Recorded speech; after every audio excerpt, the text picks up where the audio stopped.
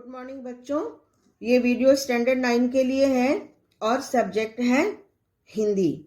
हिंदी में मैं साहित्य सागर के चौथे पाठ नेताजी का चश्मा पिछले वीडियो क्लास में मैंने पढ़ाया था और आज मैं पुनः पेज नंबर 21 पढ़ाऊंगी।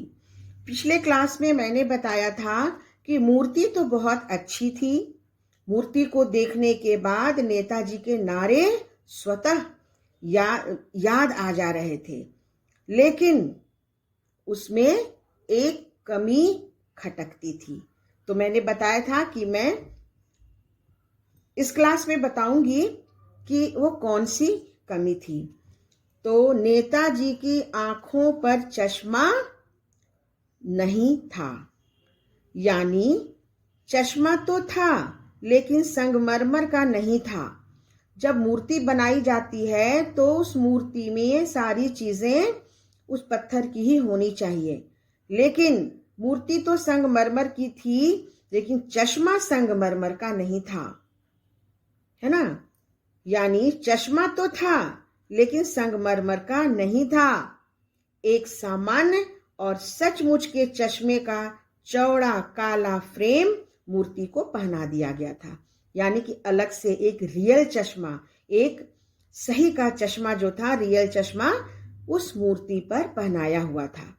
हालदार साहब जब पहली बार इस कस्बे से गुजरे और चौराहे पर पान खाने रुके, तभी उन्होंने इसे लक्षित किया मतलब देखा, और उनके चेहरे पर एक कौतुक भरी मुस्कान फैल गई। तो उन्होंने सोचा कि थोड़ा आश्चर्य हुआ कि भाई ये क्या है, जिसने मूर्ति बनाई है तो चश्मा क्यों नहीं बनवाया, और यदि जो रियल चश्मा पहनाया गया है तो मूर्तिकार जो है उसका आइडिया भी अच्छा है। वाह भाई, यह आइडिया भी ठीक है। मूर्ति पत्थर की लेकिन चश्मा रियल। जीप कस्बा छोड़कर आगे बढ़ गई। हालदार साहब जीप से जाते थे ना, तो वहीं से गुजरते थे। जब गुजरते थे उस चौराहे से तो उस मूर्ति की ओर उनका ध्यान जाता था। तो ठीक है, उन्होंने देखा, कमी को भी देखा कि उस मूर्ति पर, सुभाष चंद्र बोस जी के मूर्ति पर रियल चश्मा लगा हुआ है। जीप कस्बा छोड़कर आगे बढ़ गई, तब भी हालदार साहब इस मूर्ति के बारे में ही सोचते रहे और अंत में इस निष्कर्ष पर पहुंचे कि कुल मिलाकर कस्बे के नागरिकों का यह प्रयास सराहनीय ही कहा जाना चाहिए। यानी कि सराहने लायक, बड़ाई योग्य है कि मूर्ति की एक कमी को भी यहाँ के नागरिक देख नहीं पाए और उस कमी को दूर करने के लिए उन्होंने एक सच का चश्मा मूर्ति पर पहना दिया। तो बड़ा अच्छा लगा हालदार साहब को वहां के नागरिकों का यह प्रयास देखकर।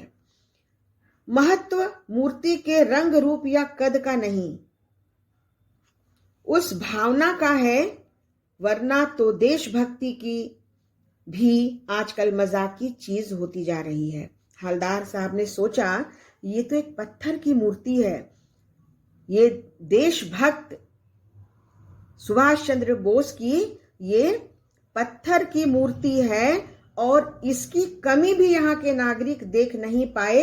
यानी जिसका भी यह प्रयास रहा होगा, जिसने भी चश्मा पहनाकर उस कमी को दूर किया होगा, वो इस देश का बहुत बड़ा भक्त है। वरना आजकल इस देश के बारे में सोचता कौन है? आजकल के नौजवान, आजकल के नागरिक जो हैं, बहुत कम ही लोग ऐसे हैं जो इस देश के बारे में सोचते हैं। तो उन्हें ये बड़ा ही अच्छा लगा, जो जिस भावना से, यानी कौन सी भावना, उस मूर्ति, उस प्रतिमा की कमी को दूर करने की भावना को इन्होंने देशभक्ति से जोड़कर देखा, जो हालदार साहब को बड़ा ही अच्छा लगा। दूसरी बार जब हालदार साहब उधर से गुजरे तो उन्हें मूर्ति में कुछ अंतर दिखाई दिया। जब दूसरी बार गए तो फिर अंतर दिखाई दिया। क्या अंतर दिखा? जब ध्यान से देखा तो पाया कि चश्मा दूसरा है। ध्यान से देखा तो क्या देखा कि अरे उस दिन तो दूसरा चश्मा था, आज तो दूसरा चश्मा है। पहले मोटे फ्रेम वाला चौकोर चश्मा था, अब तार के फ्रेम वाला गोल चश्मा है। हालदार साहब का कौतुक यानी हैरानी जो है वो बढ़ गया कि आखिर ये कौन व्यक्ति है भाई। वाह भाई, क्या आइडिया है। मूर्ति कपड़े नहीं बदल सकती लेकिन चश्मा तो बदल ही सकती है, क्योंकि जो कपड़े हैं मूर्ति के वो तो पत्थर के हैं, लेकिन चश्मा बदला जा रहा है। ये बात क्या है? तो उनकी हैरानी जो है ना वो बढ़ गई। तीसरी बार जब वे वहां से गुजरे तो फिर नया चश्मा देखा। हालदार साहब को अब आदत पड़ गई हर बार कस्बे से गुजरते समय चौराहे पर रुकना, पान खाना और मूर्ति को ध्यान से देखना। एक बार जब कौतूहल दुर्दमनीय हो उठा तो पान वाले से ही पूछ लिया, क्यों भाई, क्या बात है? यह तुम्हारे नेताजी का चश्मा हर बार बदल कैसे जाता है? यानी कि वे प्रायः वहां से जाते थे और जब जाते थे तो उनकी दृष्टि जो है वो उस मूर्ति की ओर स्वतः चली जाती थी, और जब देखते थे तो चश्मा जो है वो बदला हुआ रहता था। तो एक दिन जब उनकी हैरानी जो है ना, जब उनसे रहा नहीं गया, उनकी हैरानी जो थी वो बिल्कुल वो उसे रोक नहीं पाए, है ना, वो दबा नहीं पाए। दुर्दमनीय मतलब दबा नहीं पाए। तो उन्होंने कहा भाई आज तो पूछना ही पड़ेगा। तो जहां वो पान खाते थे उस पान वाले से उन्होंने पूछा कि भाई एक बात बताओ, यहाँ जो मूर्ति है ये नेताजी की, ये बार बार ये चश्मा कैसे बदल जाता है? पान वाले के खुद के मुंह में पान ठूसा हुआ था। वो पान बेचता था और खुद भी वो खूब पान खाता था। तो उसके मुंह में पान ठूसा हुआ था।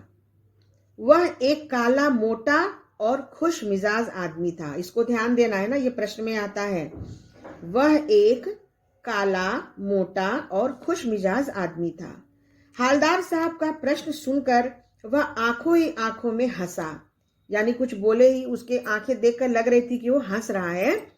उसकी तोंद थिरकी, उसकी तोंद थी ना, उसका पेट बड़ा सा था, तो जब वो थोड़ा हंसने लगा तो उसकी तोंद भी हिलने लगी। थिरकी मतलब हिलने लगी। पीछे घूमकर उसने दुकान के नीचे पान थूका और अपनी लाल काली बत्तीसी दिखाकर, बत्तीसी मतलब दांत, उसकी दांतें जो है वो लाल काली क्यों हो गई थी? क्योंकि वो बहुत पान खाता था। वो बोला, कैप्टन चश्मे वाला करता है। क्या करता है? हालदार साहब कुछ समझ नहीं पाए, है ना। हालदार साहब को लगा कि ये कैप्टन चश्मे वाला कौन है, वो क्या करता है भाई? तो हालदार साहब ना सोचने लगे। जब उसने कहा कि कैप्टन चश्मे वाला, तो ये कैप्टन से थोड़ा वो चौंक गए। ये चश्मे वाला कौन है, ये कैप्टन क्यों कहा जाता है?